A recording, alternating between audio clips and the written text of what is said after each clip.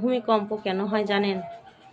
আল্লাহর পক্ষ থেকে মানুষের জন্য একটি সতর্ক বার্তা, যেন মানুষ গুনাহ থেকে ফিরে আসে।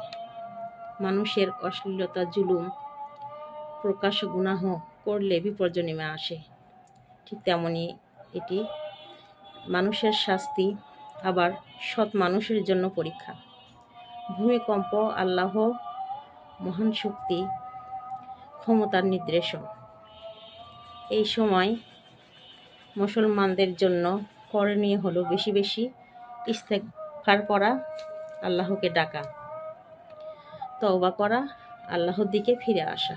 উদ্দেশ্য একটাই, সৎ মানুষকে আল্লাহ ভয় ভীত থেকে সতর্ক করিয়ে দেন এবং অসৎ মানুষকে গুনাহ থেকে ফিরে আসার জন্য আল্লাহ তাগিদ দেন।